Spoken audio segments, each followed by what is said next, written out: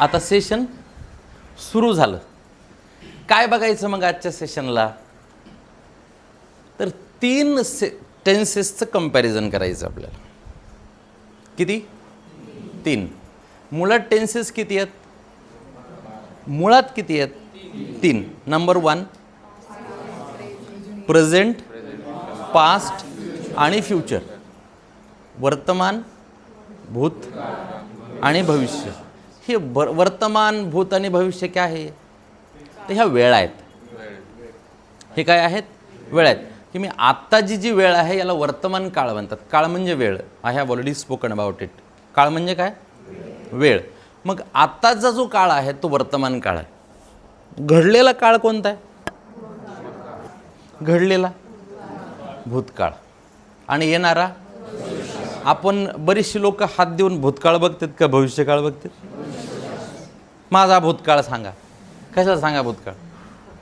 काय बघायचं आहे? लोक काय बघतात? भविष्य. म्हणजे माझ्या भविष्यातलं करिअर कसं असेल. जनरली मी भविष्यात काय करू, का मी भूतकाळात काय करू असं विचारतात विद्यार्थी. मी भविष्यात. मग मेजर किती टेन्सेस आहेत? मेजर म्हणजे मुख्य. मेजर या शब्दाचे 2 अर्थ आहेत. एक मेजर म्हणजे मुख्य, आणि मेजर म्हणजे तो आर्मीतला मेजर, तो पण मुख्यच. स्पेलिंग काय? MAJOR. मेजर. मेजर प्रॉब्लेम म्हणजे काय? मुख्य प्रॉब्लेम. ते मुख्यलाच मेजर, मेन आणि प्रिन्सिपल हे 3 शब्द आहेत. Major problem, main problem, principal problem. तर मुख्य प्रकार किती आहेत 3 काळाचे? तर 3 आहेत. Present, past, future. आता याचे सब टाईप्स किती आहेत? तर प्रत्येकाला 4 आहेत. प्रेझेंटला 4, पास्टला 4 आणि भविष्याला 4च. तर आता आपल्याला बघायचेत किती? 3. कोणते 3? तर प्रत्येकाच्या एक. प्रेझेंटचा सिंपल, पास्टचा सिंपल आणि फ्युचरचा सिंपल. आता हे तुम्ही ऐकलं तर असेल का नाही ऐकलं? मग प्रेझेंटचा सिंपल, पास्टचा सिंपल आणि फ्युचरचा सिंपल वाक्यात कसा यूज करायचा आणि त्याचा अर्थ काय? आपण बोलताना वेगळ्या वेगळ्या वाक्यांनी बोलतो. बऱ्याचशा वेळेला लोकांचं असं मत असतं की it should be completely in English. पण मुळात जोपर्यंत आम्हाला हे समजत नाही तोपर्यंत पुढं शिकायला इंटरेस्ट येत नाही. हे कोणाच्या बाबतीत घडतं आहे? की ज्यांचं आत्तापर्यंतचं सगळं लॉजिक आपल्या मातृभाषेत डेव्हलप झालं आहे त्यांच्यासाठी. ज्यांचं लॉजिक मातृभाषेत डेव्हलप झालं नाही किंवा त्यांचं ते इंग्लिशमध्ये डेव्हलप झाले असेल तर those people can easily understand English explanation in English. मग what about the people who are learning through their vernacular medium? तर त्यांना काय लागतं? त्यांना ट्रान्सलेशन लागतं. आपण काही असलं तरी आपण म्हणतो म्हणजे काय? संस्कृतचा श्लोक सांगितला लोक म्हणतात म्हणजे काय? बरोबर आहे. एखादा इंग्लिशचा शब्द सांगितला, आपला प्रश्न काय? म्हणजे काय? म्हणजे काय कशात आहे? यस, मराठीत. म्हणजे काय? का? कारण आम्हाला समजलं पाहिजे. समजल्यानंतर काय होईल?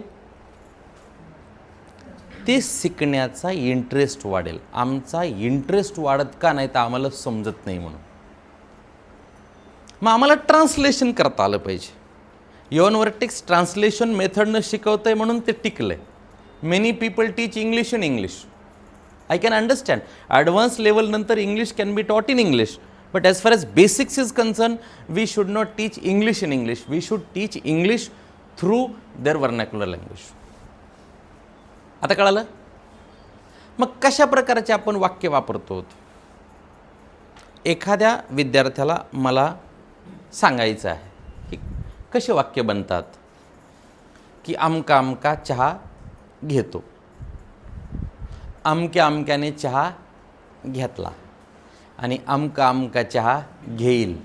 हे झाले 3 सिंपल टेन्सेस. अमका अमका चहा घेत नाही, अमका अमक्याने चहा घेतला नाही आणि अमका अमका चहा घेणार नाही. या 3 टेन्सेसचे निगेटिव्ह. तो चहा घेतो का, त्याने चहा घेतला का, आणि तो चहा घेईल का, आणि शेवटचं तो का चहा घेत नाही, त्याने का चहा घेतला नाही, आणि तो चहा का घेणार नाही. एवढे वाक्य आम्हाला बनवता आले की आम्ही कॉन्फिडेंटली इंग्लिश बोलू शकतो, लिहू शकतो आणि दुसऱ्याच्या चुका पण काढू शकतो. एकदा आम्हाला लोकांच्या चुका काढता आल्या की आमच्या चुका कळत नाहीत का? बरोबर आहे.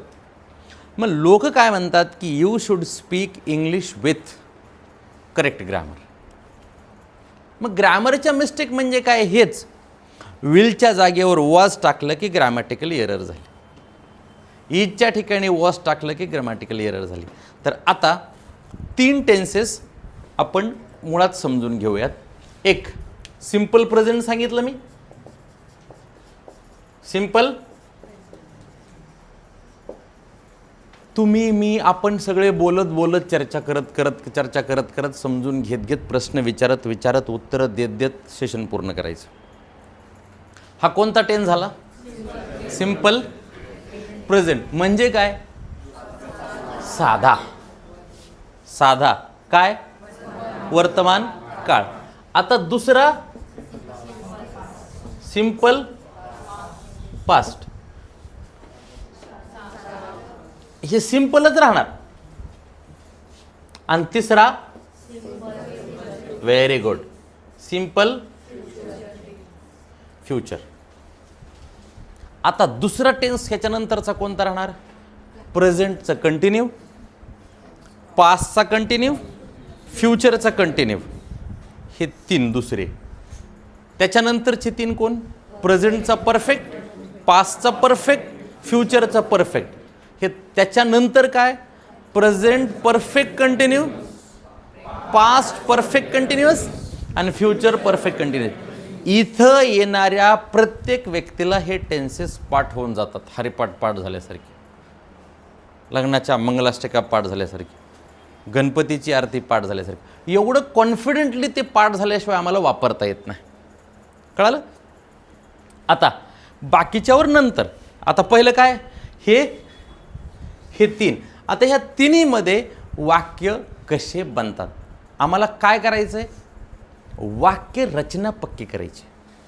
ही वाक्य रचना पक्की करत असताना आम्हाला लागणार क्रियापद. काय लागणार? वर्ब्स. आता बघा, वर्ब्स म्हणजे काय?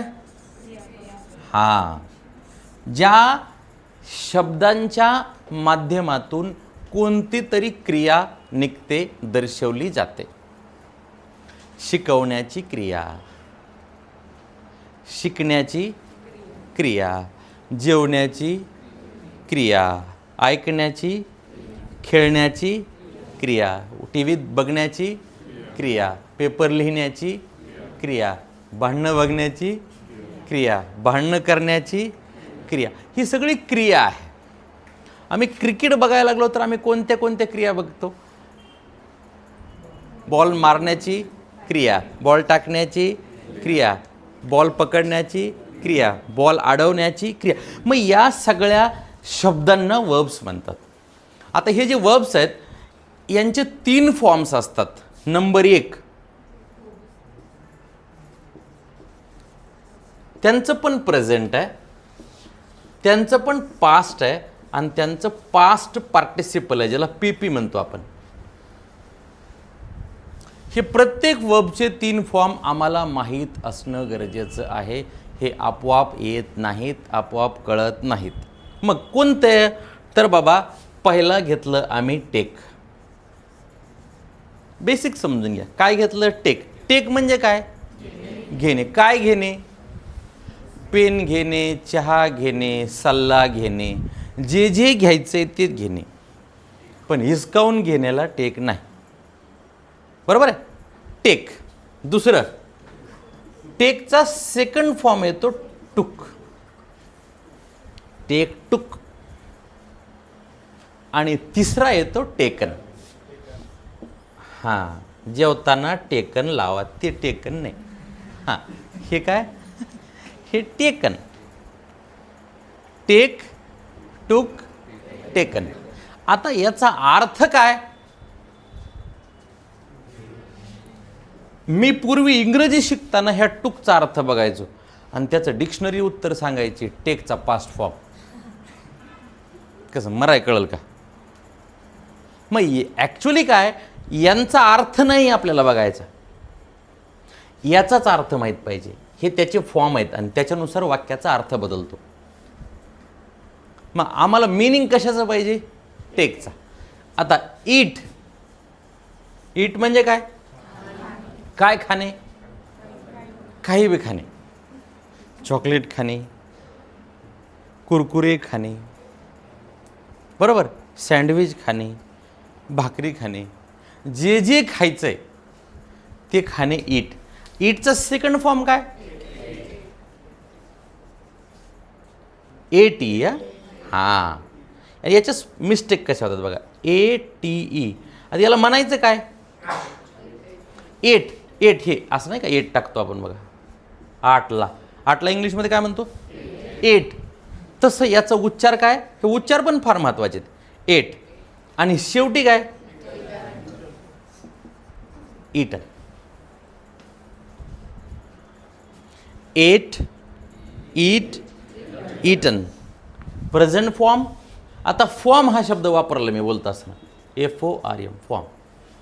फॉर्म या शब्दाचा अर्थ आहे फॉर्म भरणे, इलेक्शनचा फॉर्म, एक्झामचा फॉर्म. जिथं जिथं फॉर्म त्याला लोक फारम फारम भरा. पण या फॉर्मचा दुसरा एक अर्थ आहे, त्याचा अर्थ आहे प्रकार, याचा अर्थ आहे टाईप, याचा अर्थ आहे काइंड्स. तर मग याचे 3 फॉर्म्स आहेत. फॉर्म्स आहेत म्हणजे काय तर 3 बोलू लागा ना मला. हां, 3 काय आहेत? फॉर्म्स आहेत म्हणजे काय आहेत? प्रकार आहेत. मग टेक प्रेझेंट फॉर्म, टूक पास्ट फॉर्म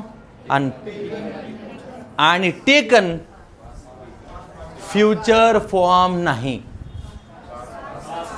याचं नाव आहे पास्ट पार्टिसिपल किंवा थर्ड फॉर्म. सोपं करून सांगण्यासाठी इथं मी म्हणणार V1, V2, V3.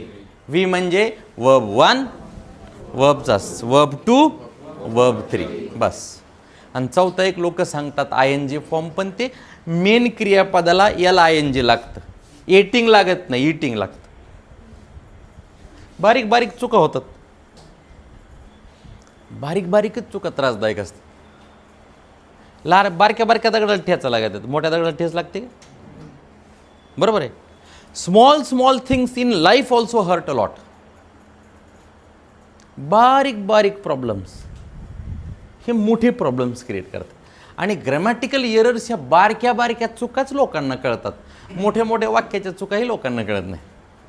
मग when people say that you are making grammatical errors, तर इथंच चुका होतात. चला, V1, V2, V3. आता हा घेतला एक वर्क. काय असेल सेकंड फॉर्म? हां, वर्कड, वर्कड. ते म्हणा काही बी, बोलताना उच्चार चांगला यावा, लिहिताना काय वर्कड, पण इट शुड बी वर्कड येईल. ते उच्चारशास्त्र नंतर शिकूयात. अगोदर चालायचं कसं शिकवू, नंतर पळायचं कसं शिकू, आणि नंतर मॅरेथॉनमध्ये कसं पळायचं ते शिकू. टप्प्याटप्प्याने आपल्याला हे सगळं शिकायचं असतं. वर्कड आणि याचा तिसरा बी वर्कड. आता हे सगळं कुठं दिलंय? हे कसल्या बी ग्रामरच्या पुस्तकात दिलेलं असतं आणि आपल्या पण कोर्स मटेरियलमध्ये दिलेलं आहे. आता आम्ही वाचत नाही, हा भाग वेगळा, त्याचा ना आपला संबंध नाही, पण हे कुठं बी दिलेलं असते. आणि आम्हाला वाचायला वेळ अजिबात नाही. का वेळ नाही? आम्हाला वाचणं आवडत नाही. कारण जिथं आवडत आहे तिथं वेळ आहे. खरं की नाही? ठीक. मॅच बघायला वेळ काढला, अभ्यास करायला टाईमच नाही ना. चला ठीक आहे. हा सगळा कशाचा विषय आहे? आवडीचा. जिथं आवड आहे तिथं सवड आहे. सवड जिथं आवड आहे तिथं सवड आहे, जिथं आवड नाही ना वेळच नाही मला. चला हे 3 झाले. त्याच्यानंतर टीच. टीच म्हणजे काय? शिकवणे. सेकंड फॉर्म काय त्याचा? टॉट. TAUGHT टॉट. आणि तिसरा पण टॉट. मी तुम्हाला हे का सांगायला लागलो ते, हे कसे क्रियापदाचे 3 वेगळे वेगळे रूप असतात एवढं समजून सांगतो. टीच, टॉट, टॉट. आता कट.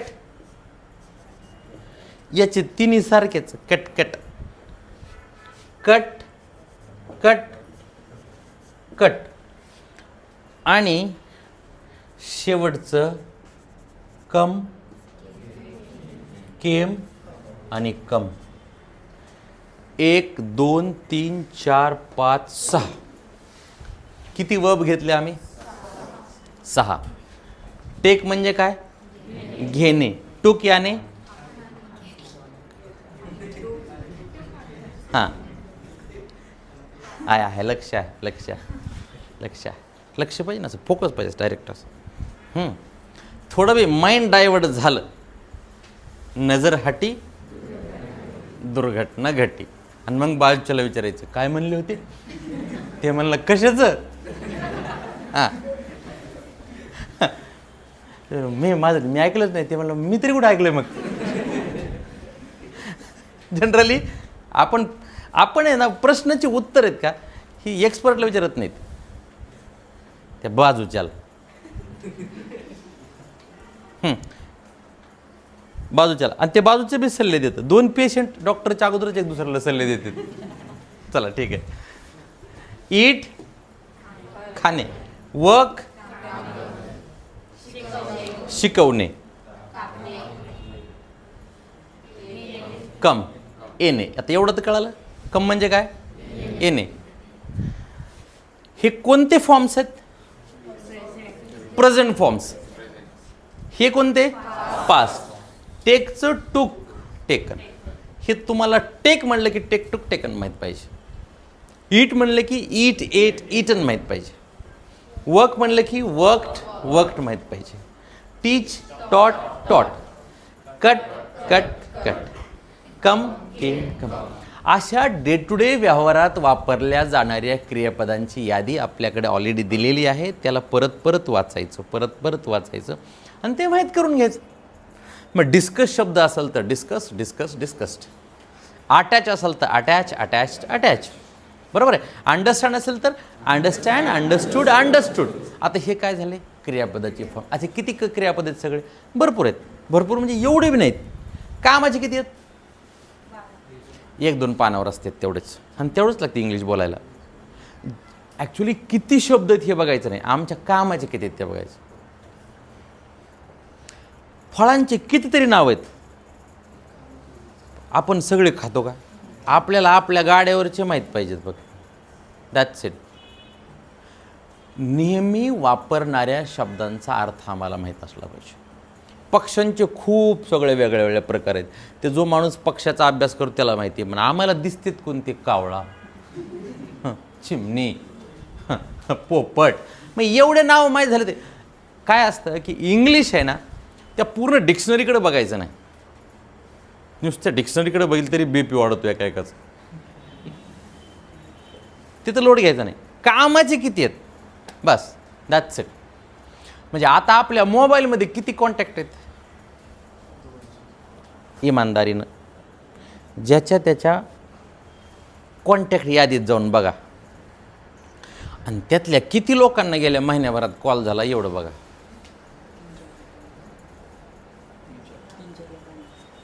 परत परत फोन त्याच लोकांचे आहेत. आले का? कुठे गेले? काय चाललंय? कसं झालं?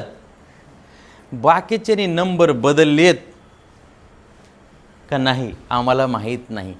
कितीतरी कॉन्टॅक्ट्स आहेत, परंतु रोज त्या कॉन्टॅक्टचा आम्हाला संपर्क येत नाही. हे मान्य आहे का? तसं कितीतरी शब्द आहेत पण आमच्या वापरात रोज येत नाहीत. म्हणजे जेवढे वापरात येतात त्याचे आम्हाला फॉर्म्स माहीत असणं गरजेचं आहे. आता एवढं क्लिअर झालं. आता याच्यावर थोडं चिंतन करा. एवढं लक्षात ठेवा. थोडं डोळे झाकून विचार करा की मला टेक, टूक, टेकन स्पेलिंग्स आहेत. टेक, टूक, टेकन. आज संडेला गेल्यानंतर वापस बी जाताना हे 6 शब्द लक्षात आले पाहिजे. टेक, टूक, टेकन. हां, ईट, एट, ईटन. तिसरा वर्क, वर्कड, वर्कड. टीच, taught, taught. Cut, cut, cut. असं असं असं म्हणायचं. कट, कट, असं cut cut cut cut cut cut, असं कटकट नाही. आणि लास्ट कम, केम. आता एवढं माहीत झालं हे. आता हे एका कसल्या बी पेजवर लिहून घ्या हे 6चे 6 शब्द आणि पटकन घ्यायचं.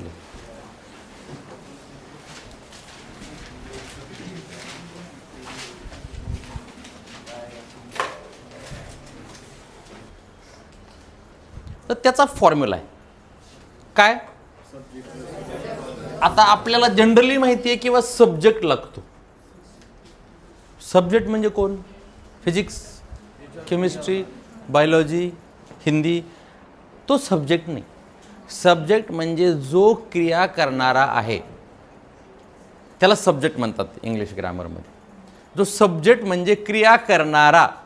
जर वाक्य असेल सब्जेक्ट V1 आणि ऑब्जेक्ट आणि वाक्य आहे आय टेक. घेतलं ना तुमचं टेक टी, तर आय सब्जेक्ट आहे. आणि अर्थ काय? मी चहा घेतो. मग मी चॉकलेट खातो म्हणायचं असेल तर यांनी खातो म्हणायचं, यांनी खाते म्हणायचं. नाही तर बऱ्याच वेळेला हे बी मी चॉकलेट खातो. आय ईट चॉकलेट हे वाक्यच. मी कॉफी घेतो. I take coffee. मी गरम पाणी घेतो. आय टेक गरम pani. I take hot water. पुढचं बदलल, बेस बदलणार नाही त्याचं. I टेकच, I ईटच. मी येतो. आय कम. मी येतो. आय कम. मी काम करतो. I work. मी शिकवतो. मी काकडी कापतो. I cut. आणि आणि आणि अजून काही असेल तर झालं. एवढे 5-6 वर्ब्स आहेत. आता जर आपला सब्जेक्ट आय, वी, यू, दे असेल तर आमचा वाक्य असं बनेल प्लेन. आता तुम्ही म्हणणार हे असलं कोणतं आणलं, हे सब्जेक्ट कोणते? तर याच्या अगोदरच्या लेक्चरमध्ये किंवा कुठंतरी आपल्याकडे हे शिकवलं गेलं असेल की अगोदर नाव असतं आणि नावाला एक सर्वनाम असतं. म्हणजे noun and pronoun he concept आहे ती. नाऊन आणि प्रोनाऊन. मग आय, वी, वी म्हणजे आम्ही. मग क्रिया करणारा जर मी असेल तर आय वापरायचं. जर आम्ही असू तर वी वापरायचं. जर पुढचा माणूस असेल हां तू असं म्हणायचं मला, तू चॉकलेट खातो. You eat chocolate. आणि you eat chocolate in the class. तू क्लासमध्ये किंवा तुम्ही, ते दोन्ही अर्थ आहेत त्याचे. आता बोलणाऱ्याला हे लक्षात पाहिजे की मी अनेक लोकांना बोलतोय का एकाला बोलतोय. मी अनेक लोकांना जर बोलत असेल तरी ते यूच, एकाला बोलत असेल तरी यूच. मी तुम्हाला म्हणलं how are you, how are you एकच. दे जे आपल्या कॉन्व्हर्सेशनमध्ये सहभागी नाही आहेत आणि आपल्या बोलण्यामध्ये मी एकापेक्षा जास्त लोकांविषयी बोलतो तेव्हा ते. मुलं खेळतात आणि त्यांना खेळणं आवडतं. त्यांना कुणाला? एकापेक्षा जास्त मुलं आहेत म्हणून. हे झाले एवढेच सब्जेक्ट आहेत. आणि जर आमचा सब्जेक्ट ही असेल म्हणजे मी ज्याच्याविषयी बोलतोय तर एक माणूस असेल. जर ज्याच्याविषयी बोलतोय तर ती एक महिला असेल. आणि ज्याच्याविषयी बोलतोय एक ते जर मला माणसं सोडून तिसरं काही असेल तर आमचं येणारं जे वर्ब आहे हे यस किंवा एस लागून येतं. एस ते स्पेलिंगच्या नियमाप्रमाणे आणि त्याचा अर्थ होईल टेक्स. Text T.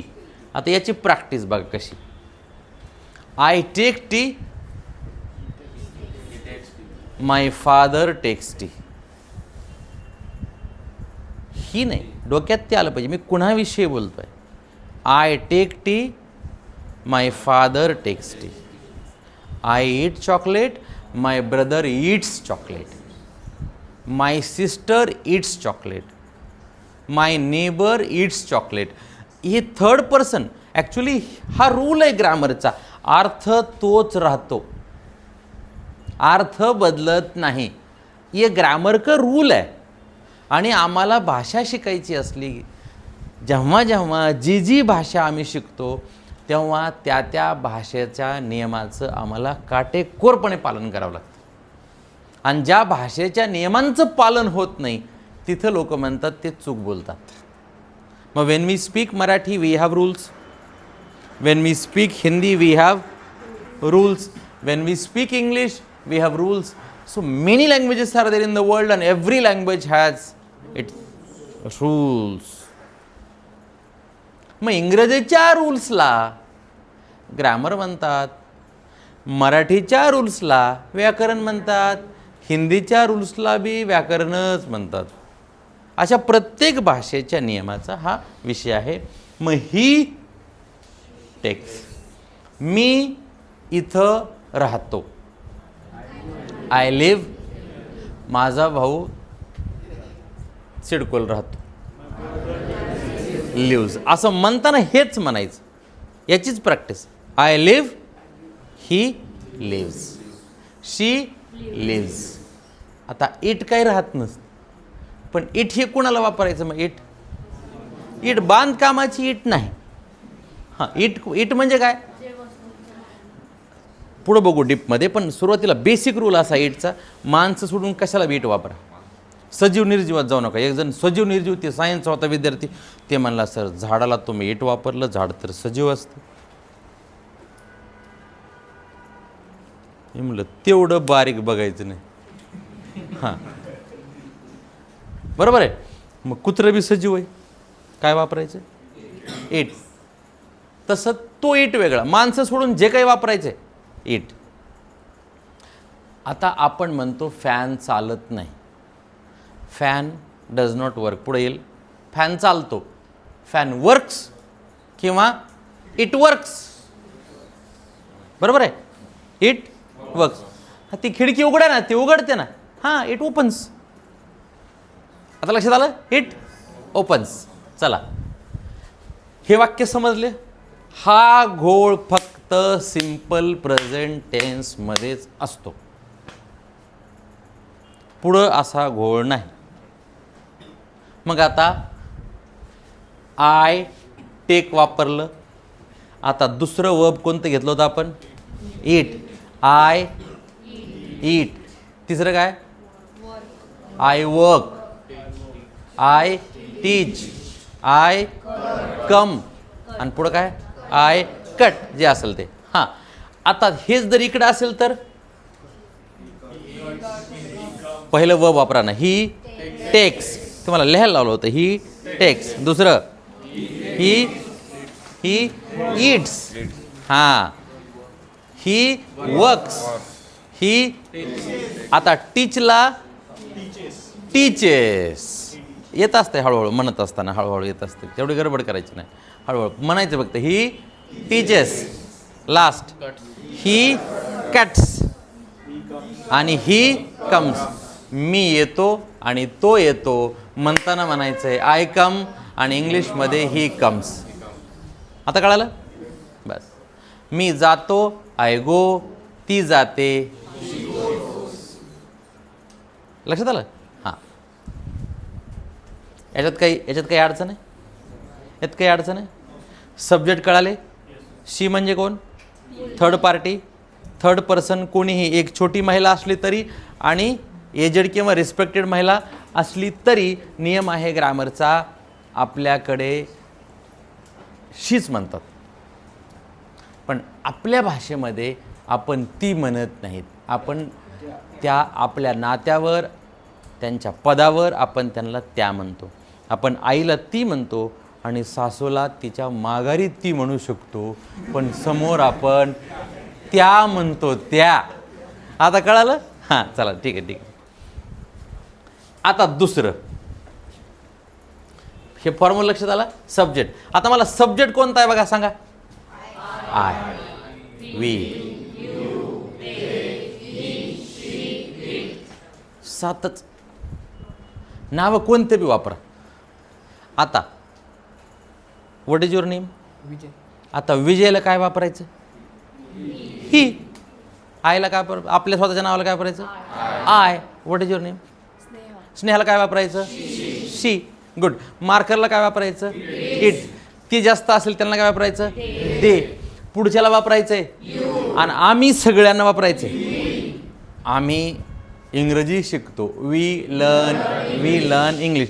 आम्ही इथं येतो, वी कम हिअर. ते क्रियापदांची यादी समोर ठेवायची. आता मी सॅम्पलला तुम्हाला 6 दिलेत, असे तुमच्या समोर असणार. फार फार तर त्यातले भरपूर आम्हाला येत असतात.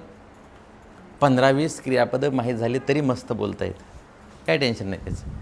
आता सिम्पल पासकडं जायचं आहे आम्हाला. आता सब्जेक्ट येणार. आता कळालं ना सब्जेक्ट. बऱ्याचशा वेळेला आता आम्ही ग्रामर एवढं व्यवस्थित शिकत नाही, नवीन माहीत नसतंय, तर कधी कधी सब्जेक्ट म्हणल्यावर पुढच्याच्या डोक्यात हा प्रश्न येतोय, कोणता सब्जेक्ट? मग हा इंग्रजीचा तर सब्जेक्ट नाही ना. 10वीचे पोरं म्हणतील याचा तर पेपर संपला, अजून परत कसं काय आला इथं?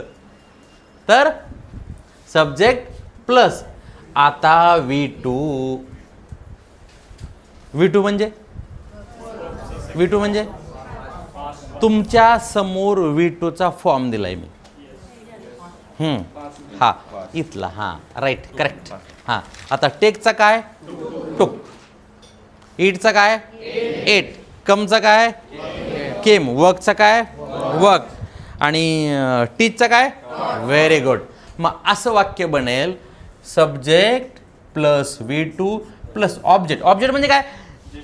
ज्याच्यावर क्रिया केली जाते. आता इथं चहा ऑब्जेक्ट आहे. चहावर काय क्रिया चालू आहे? आता मधी ढकलण्याची क्रिया चालू आहे. काय? चहा. यस. I take tea. अर्थ काय? मी चहा घेतो. तुम्ही काय म्हणायचं? मी चहा घेते. फिक्स. हेच वाक्य. तुम्हाला कोणी चहा घेता का विचारलं, तुम्ही कसं म्हणणार? हां येस आय टेक टी. इथं काय वाक्य होईल? सब्जेक्टला सब्जेक्ट आय आला. अगदी हळूहळू हळू शिकायचं, गडबड करायची नाही. गडबड केली की निष्ठते. गडबड केली निष्ठ. आम्हाला 10वी संपली गडबड करून करून, तरी कळालं नाही. मग V2 काय? टेकचं काय घेऊ? हां तुम्ही सांगायचं. वा. टूक. आणि चहाला चहाच. हां आणि म्हणायचं काय?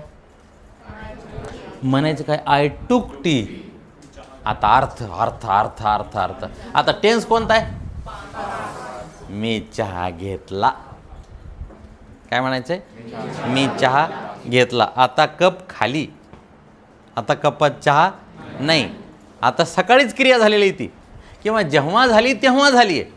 घडलेली घटना सांगायची असेल तर सब्जेक्ट आणि वीचं दुसरं फॉर्म आणि मग ऑब्जेक्ट. मी पाणी पिलो. I drank water. बरोबर आहे. तो आला. ही केम. पाणी आलं. वॉटर केम. बरोबर आहे. हां मला समजलं. I understood. ज्या घटना इथंच चुकतंय. चुकतंय कुठं? इथंच चुकतंय. म्हणजे मी जेवलो. I ate. I ate. मी शिकवलं. आय टॉट. मी फेकलं. हां, आय थ्रीव. मी स्वयंपाक बनवला. I made. Made made made बनवायला. हां, मेक मेड ते पुढं यादीत येईल. पण आता सॅम्पलमध्ये तुम्हाला 6 दिलेत. पण मी समजण्यासाठी वेगळ्या वेगळ्या क्रियापदांची तुम्हाला एक्झाम्पल सांगतो. क्लिअर. मग आय टूक टी काय अर्थ होईल? मी चहा घेतला. मी चहा घेतो. कधी घेतो? दिला की घेतो. कधी बी घेतो. आज काही नाही त्याच. नाही दिला तर घेत बी नाही, तसं बी काही नाही. पण दिला तर घेत. छान. इथं घेतला. बरोबर. आता इथं सब्जेक्ट हे कुणी बी आले तर टुकच. इथं टुक्स होत नाही. नाही तर लॉजिक लावलं इथं. ही, आय, वी, यू, दे टुक आणि ही, सी टुक्स. लॉजिक लावू शकते तसं. असं लावायचं नाही. नाही तर लावलं टुक्स. टुक्स लावायचं नाही. सगळ्यांना काय? All subject. कळलं ना? ऑल सब्जेक्ट काय म्हणायचं? All subject. आणि काय? टुक. अर्थ काय? मी चहा घेतला. आता एवढं सिंपल आहे. आता तिसरं फॉर्म्युला सब्जेक्ट प्लस. आता याला अगोदर विल वापरायचं. V3चा वापर इथे होणार नाही. थांबा थांबा थांबा थांबा थांबा थांबा. ज्याला येत आहे का ते थोडं दम काढा, जरा सहन करा. कारण तुम्ही सांगितलं की बाजूच्याचं लॉजिक भरकटते. तुम्हाला येतं आहे, तुम्ही भावनेवर कंट्रोल करा. हां, गप्प बसा. कारण तुम्हाला येते, कोणाला तरी येत नसतंय ते. मग त्याला थिंक करायला वेळ दिवस तुम्ही सांगून टाकता. ज्याला येतं आहे त्याने गप्प बसायचं, ज्याला नाही येतं त्याने विचार करायचा. ठीक आहे. मग आता हे विल आलं. आता जुन्या ग्रामरच्या नियमाप्रमाणे किंवा आतासुद्धा आय आणि वीच्या समोर शॅल वापरतात आणि बाकीच्यांच्या समोर विल वापरतात. आपण विलनं समजून घेऊ अगोदर. विल तर आय सब्जेक्ट विल, पुन्हा प्लस इथं V1च आणि पुन्हा ऑब्जेक्ट. आणि वाक्य काय होईल? I will take. नंबर 1 काम झालं. I will take tea. आणि अर्थ काय होईल? मी चहा घेणार. तुम्ही चहा घेणार का? Yes, I will take tea. तुम्ही येणार का? हो, आय विल कम. तुम्ही जाणार का? हो हो हो, आय विल गो. पाणी उद्या येईल. Water will come tomorrow. Light येईल दुपारून. Light will come in the afternoon. विद्यार्थी संध्याकाळी येतील. Students will come in the evening. तो चॉकलेट खाईल. He will eat chocolate. Will लावून पुढचा V1 वापरायचा आहे. विल लावून. आता कळलं? हो का नाही? थोडं येस म्हणावं. कळालं तरी, नाही कळालं तरी. आणि शिकण्याच्या प्रोसेसला जेव्हा आपण शिकतो ना, तर आपल्याला कळत नसलं तरी चेहऱ्यातून पुढच्याला हे कळालं पाहिजे की मला कळत नाही. आणि मला कळत आहे हे पण आपल्या चेहऱ्यातून पुढच्याला कळालं पाहिजे. मी बऱ्याच वर्षापासून शिकवतो. एक विद्यार्थिनी अशी इथं बसली आणि ती नुसती अशी बघायची. आता माझा एक नियम आहे, मी जोपर्यंत पुढच्याला समजत नाही का तोपर्यंत आपण पुढं जात नाही. एवढ्यात बी सेशन संपलं तरी चालते. आपल्याला काही शासनाची परमिशन नाही आणि काही गरज बी नाही. कुणाला फॉर्म भरायचं नाही, परमिशन घ्यायची नाही, काही निवा. आपला उद्देश काय? जे कुठंच कळालं नाही ते इथं कळावं म्हणून. इथं आपण काय येतो? जे कुठंच कळालं नाही आणि जे कुठंच कळत नाही ते इथे सगळे प्रयोग करून शेवटचा निर्णय का नाही हा का याच्यानंतर दुसरीकडे क्लास लावायचा? काही लोक नाही आम्ही पहिले लावले होते 2-3 पण नाही जमलं. हां, मग ते म्हणून म्हणतो मी की आम्हाला शिकून शिकून शिक्षक रिटायर्ड झाले तरी आमचे प्रॉब्लेम अजून रिटायर्ड व्हायला तयार नाहीत. चला पुढं. I will take it. केवढं झालं? आता दुसरं वर्ब घ्या. मी काम करतो. I work. माझे वडील काम करतात. हां, माय फादर वर्क्स. मी काम केलं. आय सेकंड फॉर्म आय हां वर्कड. हां, याला उच्चार थोडा मी नंतर शिकतो. याला वर्कड म्हणायचं. काम केलं. मी काम करेल. ते फोन करतात. ते म्हणजे ते असतील, जास्त असतील तर ते. पण हां, ही तो असेल तर ही कॉल्स. ती रविवारी फोन करते. शी कॉल्स ऑन संडे. तो रविवारी फोन करतो. आणि मी सोमवारी फोन करतो. हां, ही शी इट कॉल्स. आय असलं की कॉल. त्याने फोन केला.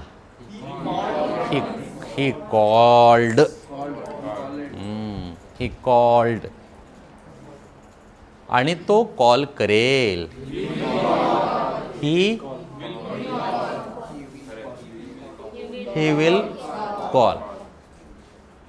मी चॉकलेट खातो. मी चॉकलेट खाल्ली.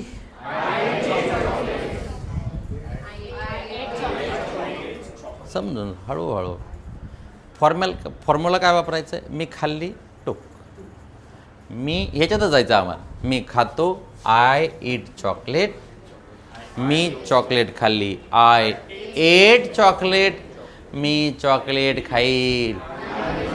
I will eat. I will eat chocolate. आता घरी गेल्यानंतर हे जे 6 शब्द आहेत ना तुम्हाला वर्ब दिलेले, त्याच्यावर एक तुमच्या वेळेतला वेळ काढून एक 15-20 मिनटं अशा प्रकारचं वाक्य बनवण्याचा प्रयत्न करायचा. तर थोडा काय प्रॅक्टिसनं माणसाला कॉन्फिडन्स वाढतो. कारण प्रत्येकाला प्रॅक्टिसची गरज आहे, कशाला पण. आणि तीच प्रॅक्टिस रिपीट करायची. व्यायाम तोच सारखा तोच करावा लागतो. जीवनामध्ये रिपिटेशन फार महत्त्वाचं आहे. परफेक्शन जर आणायचं असेल तर रिपिटेशन करावं लागतं. नवीन शिकून परफेक्शन येत नाही. त्याचंच जिममध्ये गेले की तेच मसल सारखे मारायचे. घरी गेलं की आम्हाला त्याच भाज्या परत खायच्यात. परत महिन्याभरात भाज्याची नोंद करा आणि महिन्याच्या शेवटी विचारा, मी परत वांगे खायलो, मी परत टोमॅटो परत त्याच भाज्या खात. आम्हाला परत तेच कपडे घालायचे. 2-3 दिवसानंतर 2-4 दिवसानंतर परत तेच. आम्ही परत त्याच माणसांना भेटतोय. आम्ही परत तेच फळं खातोय. तसं आम्ही वारंवार परत तेच शब्द बोलतोय. म्हणून आम्हाला त्या शब्दांचं रिपिटेशन करायचं आहे, जेणेकरून आम्हाला परफेक्शन येईल. कळालं? Very good. आता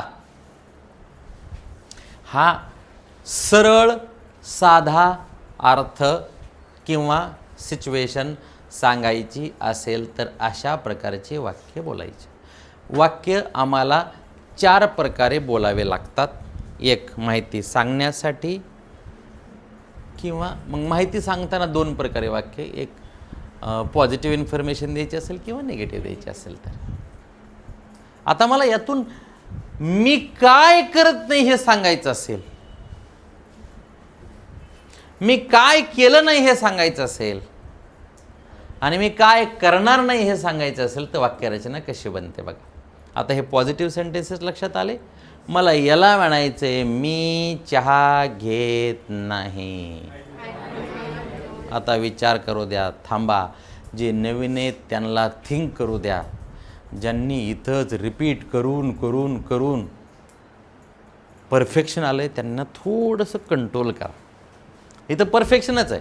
आता इथं काय, इकडं डू आणि हां हे दोन शब्द येतात. दोनच आहेत, तिसरा नाही. Do does. इकडं डीड वापरायचं निगेटिव्ह वाक्य करायला आणि इकडं तर विलच राहतं, तर विल नॉट. मग इथं डीड नॉट, इथं डू नॉट किंवा डज नॉट, इकडं विल नॉट. आता बघा कसे वाक्य होतात, याची प्रॅक्टिस करूयात. मी चहा घेत नाही. I don't take tea. आता फॉर्म्युला कसा बनणार, इथं सब्जेक्ट येणार, पुन्हा या V1च्या अगोदर काय येणार, डू नॉट. हे जर आपले सब्जेक्ट असतील तर डू नॉट येईल आणि इकडचे असतील तर डज नॉट येईल. बघा, I take, she takes. I don't take, she doesn't take. किती सोपं आहे, किती सोपं आहे. मी शिकवतो, मी शिकवत नाही. ती शिकवते, ती शिकवत नाही. I teach, I don't teach. She teaches, she does not teach. Does not आणि डो नॉट आलं की हे येस लागलेलं निघून जातं, हे निघून जातं. Is it clear. मग हा येतो, हा येत नाही. He comes, he does not come. आम्ही येतो, आम्ही येत नाही. We come, we don't come. कळलं. जे नकार सांगायचं असेल तर बरोबर आहे. संडेला लाईट येत नाही. Light does not come. It it it. कुत्रं भुकत नाही. Dog does not bark. लोक या या या या या या गेट ढाकला.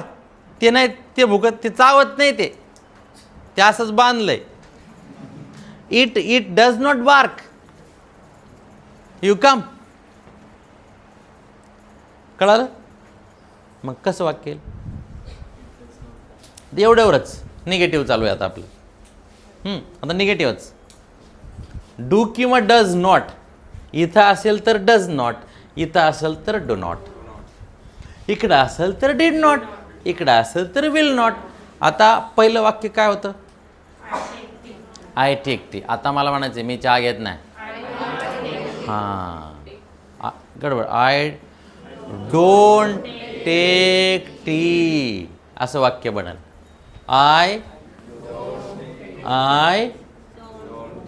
Don't take tea. आणि इथं काय येईल, ही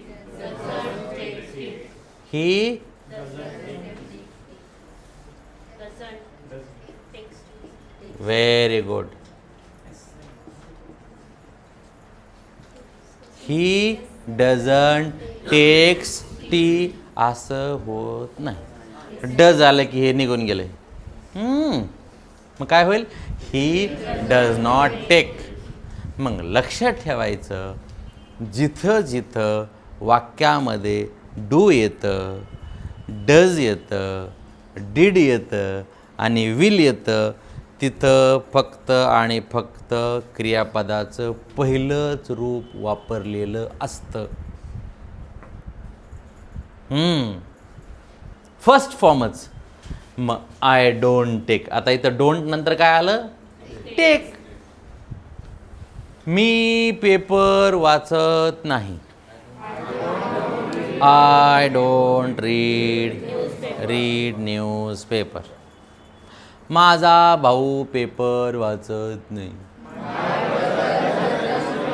माय ब्रदर डज नॉट किंवा डझंट. ही स्टाईल आहे. कधी कधी प्रश्न असतो, सर हे डज नॉट कधी म्हणतात, कधी डझंट म्हणतात, हे काय भानगड आहे. हे स्टाईल. ते पुढं ना, मग आता अजून हॅवंट आलं नाही बाबा. थांबाई पहिलं इकडंच समजू दे ना, पहिलं पार्ट अगोदर. पुढं जाऊ नका, पुढं जाऊ नका, पहिलं हळूहळू हळूहळू हळूहळू हळू पुढं जायचं. डझंट आणि डज नॉट. कधी कधी एखादा रायटर लिहिताना डज नॉट लिहितो, तर कोणी डझंट लिहितं. दोन्हीचा अर्थ सेम आहे. ही त्या बोलणाऱ्याने आणि लिहिणाऱ्याने शॉर्ट फॉर्म वापरण्याची स्टाईल असते. काय आहे? हां, बस काहीच नाही. कुणी कप कानाला धरून चहा घेते, तर कुणी असा धरून घेते, त्याने चहाला फरक पडत नाही. गुड. आता कळलं? फरक पडत नाही. That's all. It's a style. मग मी काय काय करत नाही, तर जे मी करत नाही हे. आता हे कुठं वापरायचं आहे टेन्स? ज्या घटना दैनंदिन जीवनात घडतात इथं सिम्पल प्रेझेंट टेन्स. ज्या घटना घडवून गेल्यात तिथं सिम्पल पास्ट टेन्स. आणि ज्या घटना घडणार आहेत तिथं सिम्पल फ्युचर टेन्स. असा पहिला फरक. मग मी काय करत नाही? मी व्यायाम करत नाही. I don't exercise. Me T V पाहत नाही. मग पाहण्याला शब्द काय? वॉच. मग टी व्हीला काय? तर टी व्हीच. मग I don't watch T V. हा टी व्ही पाहत नाही. What is your name?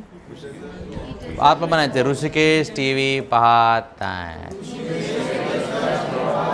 Rishikesh does not किंवा डझंट वॉच टी व्ही.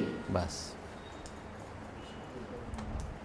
हा ऐकतो पण हा ऐकत नाही. ही लिसन्स, हे डझंट लिसन. हा येतो, हा येत नाही. He comes, he doesn't. मी येतो, आय कम. आम्ही येतोत, वी कम. तुम्ही पण येतात, यू कम. यू कमच. सब्जेक्ट येत नाही. हां, माझी आई येत नाही.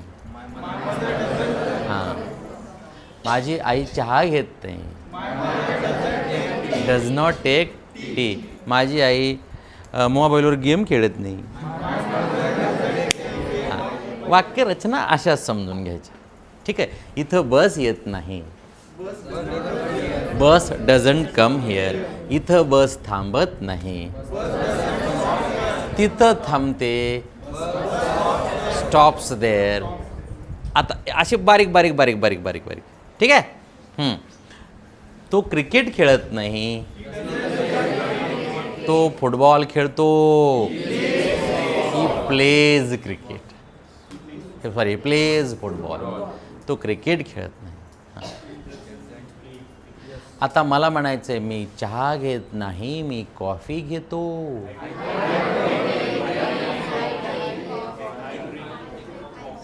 निगेटिव्ह वापरायचं असेल की डो नॉट, आणि पॉझिटिव्ह वापरायचं असलं की फक्त एवढंच. आता वाक्य कसं होईल? थांबा थांबा. I take tea, I don't take coffee. बघा वाक्यरचना कशी व्हायला लागली. मी क्रिकेट पाहत नाही बरं का. I don't watch cricket. मी इंग्रजी पेपर वाचत नाही, मी मराठी पेपर वाचतो. I don't read English newspaper, I read. आता डोंटचं कळालं? डोंट कसं वापरायचं, डज नॉट कसं वापरायचं ते. आता आपल्या दैनंदिन जीवनातले काय की भाजीवाला सकाळी येत नाही. थांबा, अगोदर भाजीवालाच बनू. Bhajiwala does not come in the morning. दूधवाला सकाळी येतो का दुपारी? मग असं म्हणायचं milkman comes in the morning, he does not come in the afternoon. आता कळालं? म्हणजे he comes in the morning, he does not come in the afternoon. हळूहळू हळूहळू हळू काय होतंय आणि काय होत नाही याचं थोडंसं लॉजिक लावायचं. मला माहिती एवढं लवकर नसतंय समजत, पण तरी आपण स्वतःला म्हणायचं समजत असतंय का. एकच तीनदा तीनदा तीनदा तीनदा. आणि आपली चूक काय होते माहिती का?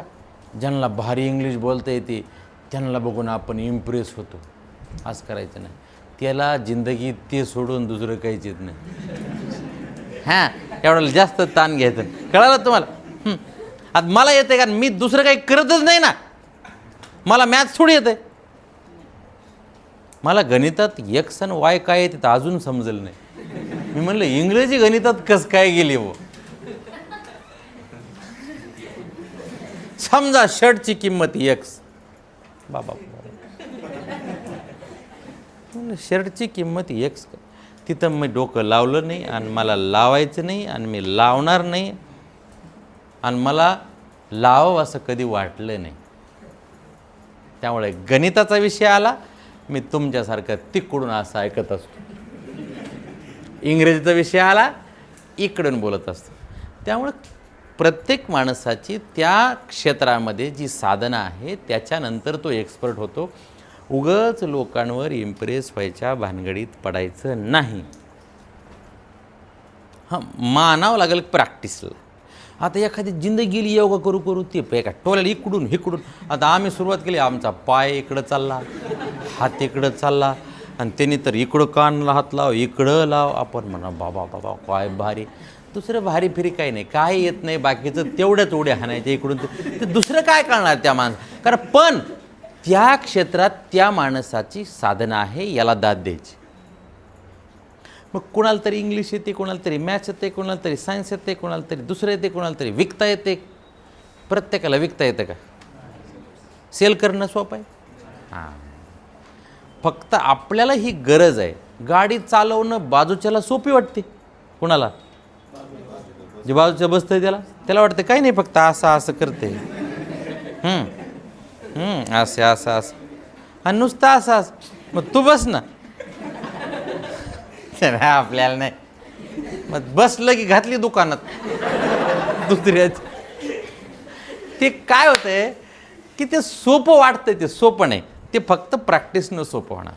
झाला मुद्दा? चला, आता मी काय केलं नाही हे सांगायचं, मला डिड नॉट वापरायचं. हां, मग मी चहा नाही घातला, तो आला नाही, डिड नॉट कम, त्याला समजलं नाही, हे डिड नॉट अंडरस्टँड, त्यांनी शिकवलं नाही, हे डिड नॉट टीच. बरोबर आहे? पाऊस पडला नाही, इट डिड नॉट रेन. चला पुढं जरा अवघड होतं थोडं. हां, इट डिड नॉट रेन. तो खेळला नाही, ही डिड नॉट प्ले. सगळे असले ना तरी डिड नॉटच वापरायचं, कोणी पण असलं तरी. मग आय, हां, डिड नॉट किंवा हां असं याला डिडंट म्हणायचं आणि शॉर्ट फॉर्ममध्ये डिंट म्हणायचं. काय म्हणायचं? मग when people speak fluent English they say I didn't understand. आणि मग आपल्याला वाटतं यार हे काय, हे काहीच नाही. प्रॅक्टिस करून येत असते. प्रॅक्टिस करून आपण हाल सोडायचे नाही. I didn't take. आता मी टी व्ही पाहिली नाही. I didn't watch. मी पेपर वाचला नाही. थांबा. आता मी थिंक करायला होतो, तुम्ही बोल नका. मी पेपर वाचला नाही, मला म्हणायचं आय डिडंट वॉच. त्यांनी फोन नाही केला, ही डिडंट कॉल. ते आले नाहीत, दे डिडंट कम. का हो पाहुणे आले का? अजून आले नाही, या तुम्ही. हां, नाही, दे डिडंट कम. आता अजून म्हणायचे they didn't come, they still didn't come. Eight बाकीचे पुढचे पण. आता कोण बेसिक एवढं करायचं आपल्याला. कुठे डिडंटच्या पुढं काय झालं?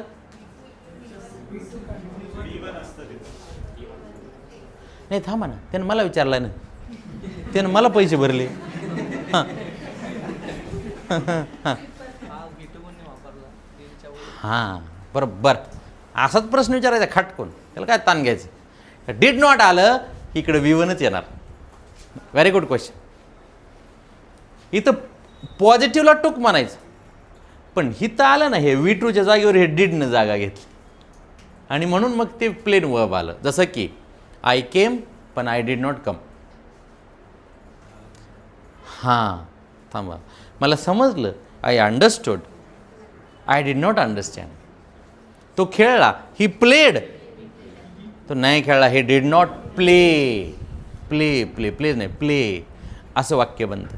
आणि ह्याच बारक्या बारक्या मिस्टेक असतात, आणि बारक्या बारक्या मिस्टेकच कळतात लोकांना. आणि म्हणून person says no no no, he makes grammatical mistakes or grammatical errors when he writes and speaks. इथंच तर चुका होतात. मग V2 येणारच नाही, V1च येणार, V1च. मी सुरुवातीला काय म्हणलं तुम्हाला, जेव्हा जेव्हा वाक्यरचनेमध्ये डू येईल, थांबा, डू येईल, कधीतरी डज येईल, म्हणजे डू नॉट किंवा डज नॉट येईल. एक तर डू इट किंवा डू नॉट येईल, डज किंवा डज नॉट येईल, डीड येईल किंवा डीड नॉट येईल, विल येईल किंवा विल नॉट येईल. त्यावेळेला वाक्यात V1च, 500% V1च. आणि मग पुढच्यांना म्हणायचं आता माझ्या चुका शोधा. येणारच नाही, कारण खात्री असल्याशिवाय कॉन्फिडन्स येत नसतो. खात्री नाही आहे म्हणून कॉन्फिडन्स नाही. आम्हाला डू पण माहिती, डज पण माहिती, डीड पण माहिती, पण नेमकं कुठं वापरायचे हे माहिती नाही आहे. कारण एवढं सुद्धा आम्हाला डू माहिती, डज माहिती, डीड माहिती, ह्या माहिती, सगळं ह्या सगळं दुनिया माहिती आम्हाला, पण नेमकं माहिती नाही. आणि म्हणून आम्हाला आता हे नेमकं शिकायचं, नेमकं कुठं वापरायचे ते कळालं. आय डिड नॉट टेक, आणि भविष्यात आय विल नॉट टेकच. मी तुम्हाला मगाशी एक नियम सांगितला होता, शाळेमध्ये पोरांना आय आणि वीच्या समोर शाल वापरतात, हे शिकवलं जातं आजसुद्धा. पण तेच लक्षात पण ठेवायचं. तर I shall, we shall, shall किंवा विल असेल तरी जास्त लोड घ्यायचा नाही. स्पोकन इंग्लिशमध्ये आपण विल वापरलं तरी काम भागतं, आपलं काही टेन्शन नाही. Is it clear? So in the school, sometimes those who are teachers before me, they should understand I आणि वीच्या समोर shall वापरलं जातं. We shall, I shall. तर तुमच्या डोक्यात हा प्रश्न येण्यानंतर की सरांनी तर तिथं shall कधीच वापरलं नव्हतं. ठीक आहे, म्हणून सांगितलं. चला पुढे. आता मी काय करत नाही, मी काय केलं नाही, मी काय करणार नाही. पहिलं मी काय करतो, मी काय केलं आणि मी काय करेल. आता मी काय करत नाही, मी चहा घेत नाही, मी चहा घेतला नाही आणि मी घेणार नाही. पेपर येत नाही, पेपर आला नाही आणि पेपर येणार नाही. ती ऐकत नाही, त्यानं ऐकलं नाही आणि तो ऐकणार सुद्धा नाही. सिच्युएशन लक्षात आलं ना तुमच्या. ही सिच्युएशननुसार आम्हाला टेन्स वापरायचं आहे. खिडकी उघडत नाही, खिडकी उघडली नाही आणि खिडकी उघडणार सुद्धा नाही. हे इथं बस येत नाही, इथं आली नाही, ती येणार नाही. आता समजलं हे वाक्य रचना. बस इथं पाऊस पडत नाही, पडला नाही, पडणार नाही. तो अभ्यास करत नाही, त्याने केला नाही आणि तो करणार सुद्धा. आम्ही इंग्लिश बोलत नाही, बोलली नाही आणि बोलणार बी नाही, असं असते. हे उदाहरण आहेत फक्त. चला एवढं क्लिअर, एवढं क्लिअर. आता या या या वाक्यांवर ह्या दोन प्रकारचे वाक्य आहेत. अच्छा, दुसरे दोन वाक्य मला सांगायचे आहेत, आपला वेळ कमी आहे. दुसरे दोन वाक्य आहेत. आता खात्री.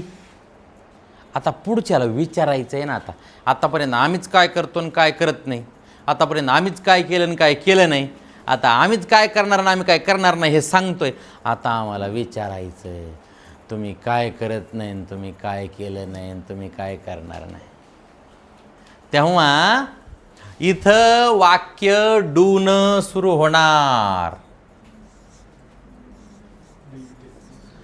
Do you take tea. आणि प्रश्न चिन्ह लिहिताना, बोलताना असं म्हणायचं नाही do you take question mark.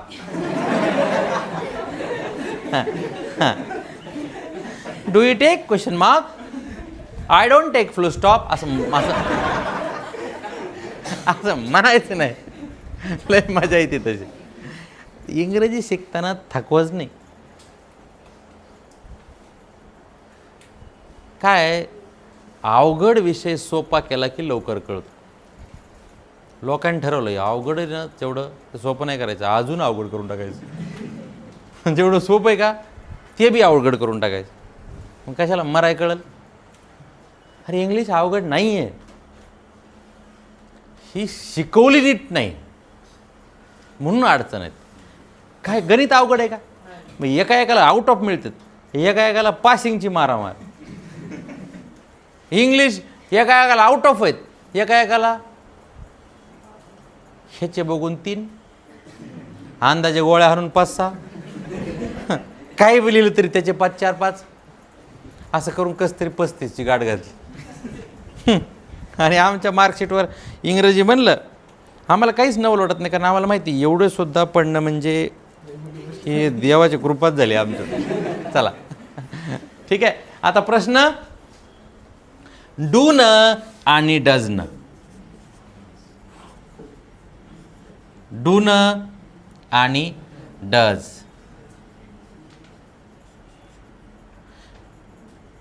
Does he take tea. बस खलास. याच्यावरच बाकी आपल्या रेग्युलर क्लासमध्ये अगदी व्यवस्थित शिकवलं जातं.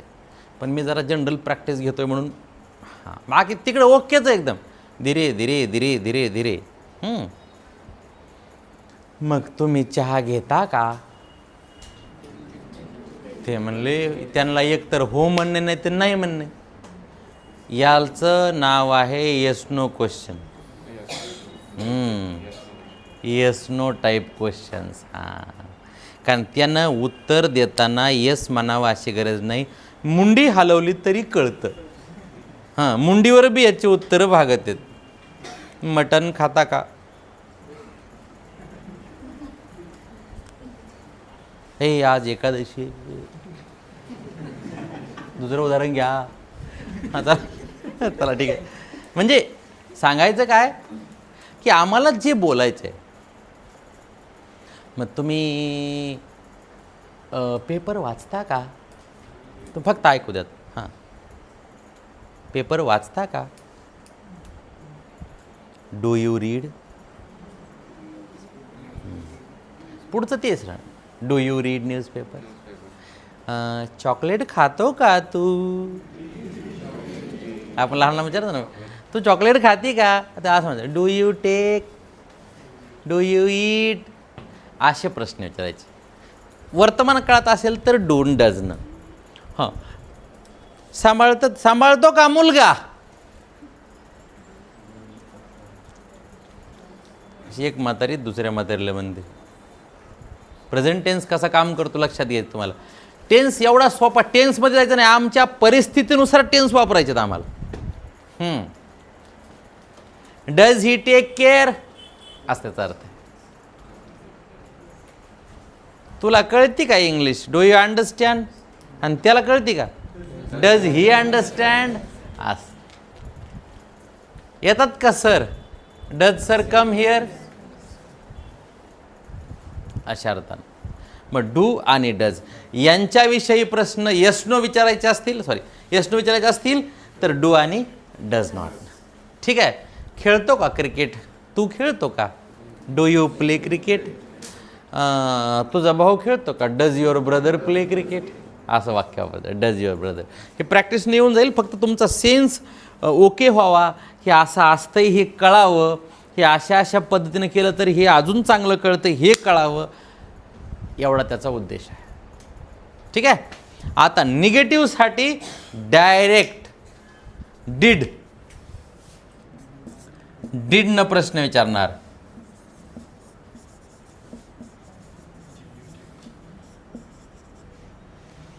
आज नुसत्या चहावरच लेक्चर झालंय आपलं. पण चहा कळाला की कॉफी कळते, कॉफी कळाली की जेवण कळतं. म्हणजे प्रोसेस तिचे शब्द तशा पद्धतीनं असतात. हां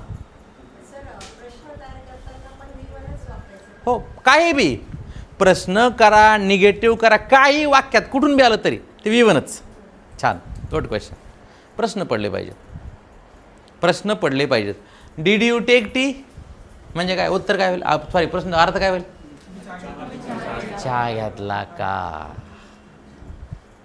चहा घेतला का, तुम्हाला समजलं का.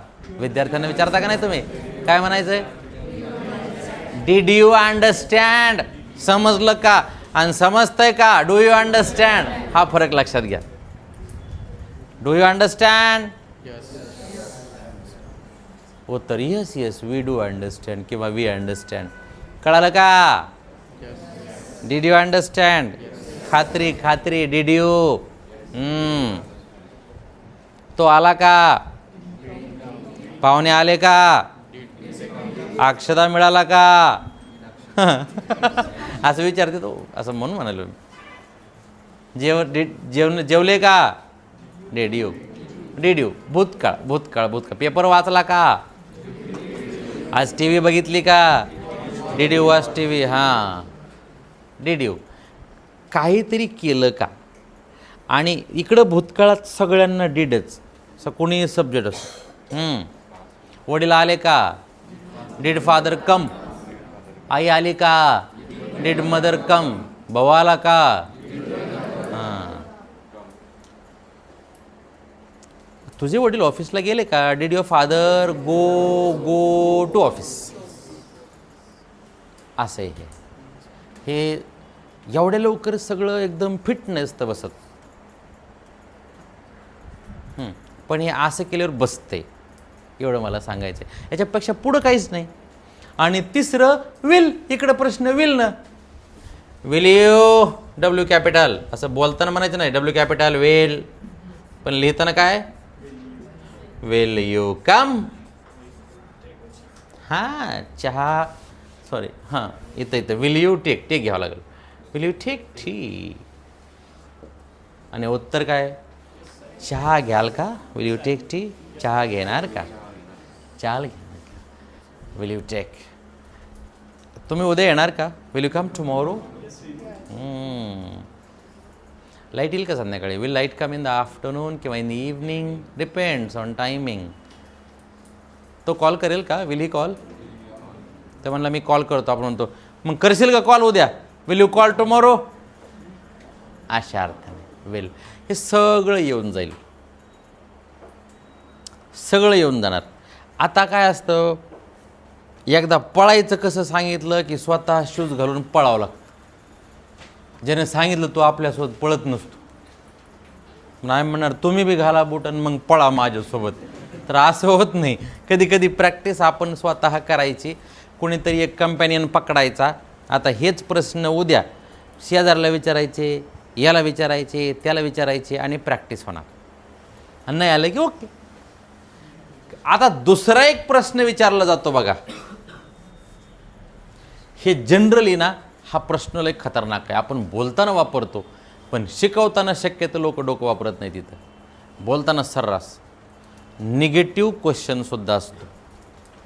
चहा नाही काय घेत तुम्ही, हां, पेपर नाही काय येत इकडं, बस नाही काय थांबत इथं, असे बोलतो ना वाक्य आपण, का नाही बोलत. म्हणजे मी आपल्या इथलंच बोलायला लागलो आहे ना, का नेपाळ वेपाळचं आहे. हां, म्हणजे असेच वाक्य बोलतो ना आपण. तो येत नाही काय क्लासला, असं. तू नाही का क्रिकेट खेळत, हां, तुम्ही नाही काय जात तिकडं. तर अशा वेळेला डू नॉटनं आणि डज नॉटनं प्रश्न विचारायचे असतात. तू नाही का येत, डोंट यू कम. ते इकडे येत नाहीत का काय, डोंट दे कम हिअर.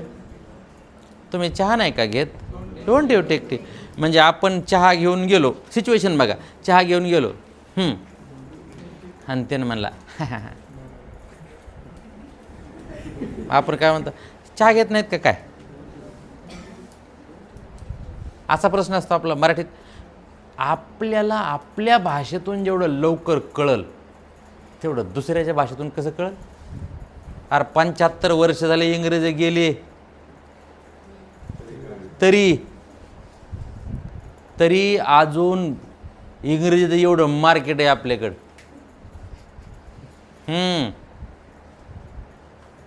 एवढी सोपी असते तर मागच इंग्रजीत भांडणं झाले असते. इंग्रजीत भांडणं डायरेक्ट आहे. कुठं इंग्रजीत भांडणं ऐकलीत तुम्ही?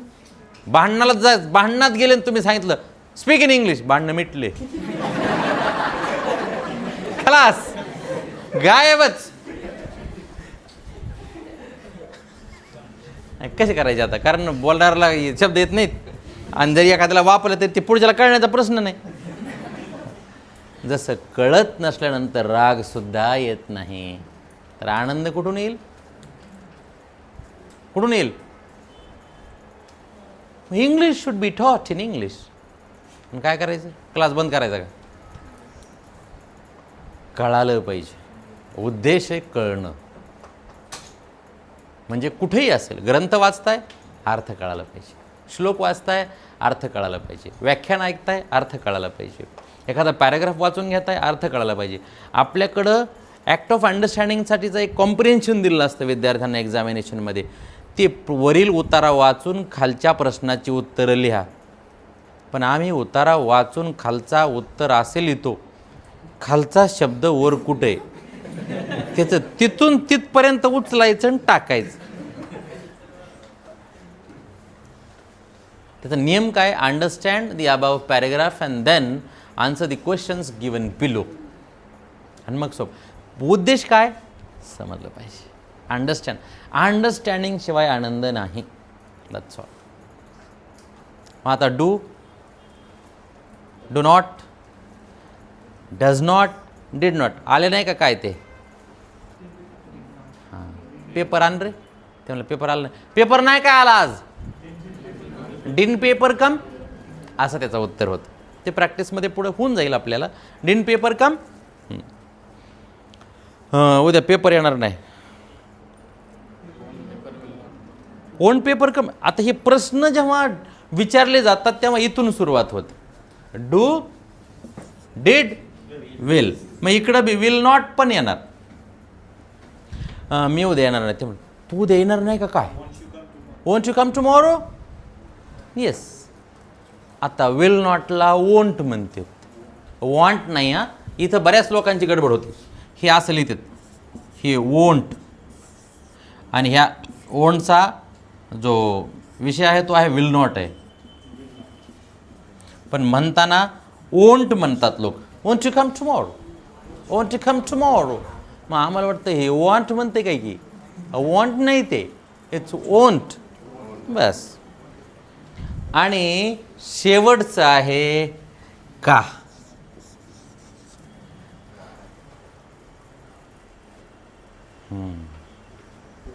का. आणि मग पुढं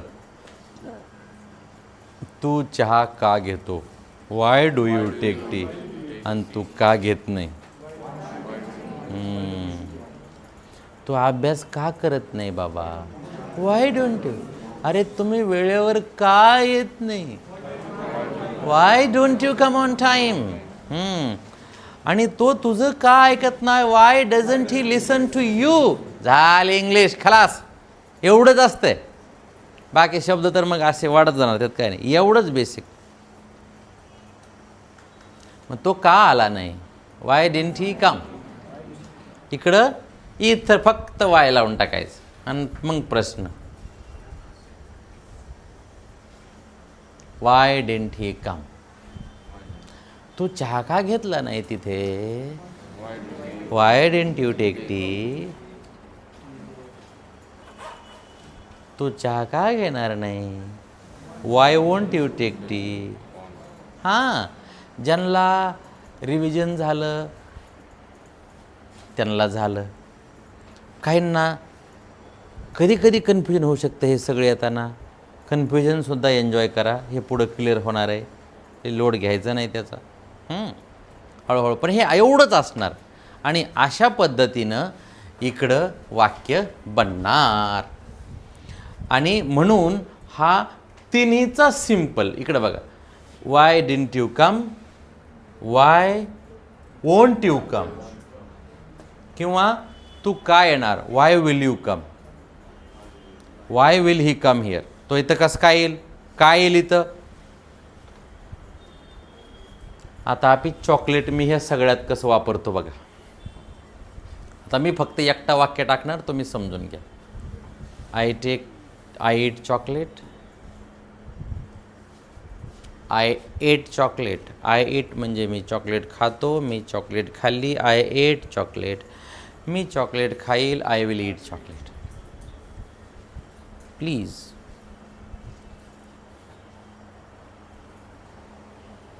आय विल ईट. नकार सांगायचा आहे, मी खात नाही, मी खाल्ले नाही, मी खाणार नाही. I don't eat. I did not ईट. आणि आय विल नॉट ईट. आता आईच्या बाबतीतलं हे प्रश्न आपण स्वतःला विचारत नाही, दुसऱ्याला विचारतो प्रश्न, पुढच्याला विचारतो. मग सब्जेक्ट वेगळा असेल तर ती चॉकलेट खात नाही, तिनं खाल्ली नाही, ती खाणार नाही. She doesn't eat chocolate. She did not eat chocolate. ती she will not eat chocolate. झालं. ते इंग्लिश शिकवत नाहीत, त्यांनी इंग्लिश शिकवली नाही, त्यांनी इंग्लिश शिकवणार नाहीत. ही डिड नॉट म्हणजे he doesn't teach, he didn't teach, he will not teach. एवढ्यावरच राहणार हे डू आणि डज. मी सगळं सांगून टाकलं, याच्या पुढं काही नसतं. एवढंच विषय. आता हे 3 मी घेतले सोबत. सिम्पल प्रेझेंट, सिम्पल पास्ट आणि सिम्पल फ्युचर. That's all. तर आजच्या लेक्चरमध्ये आपला फोकस हा होता की नेमके 3ही सिम्पल टेन्सेस कसे वापरतात, त्यात काय काय चुका होतात आणि त्यात वापरलेल्या वाक्यांचे अर्थ काय असतात.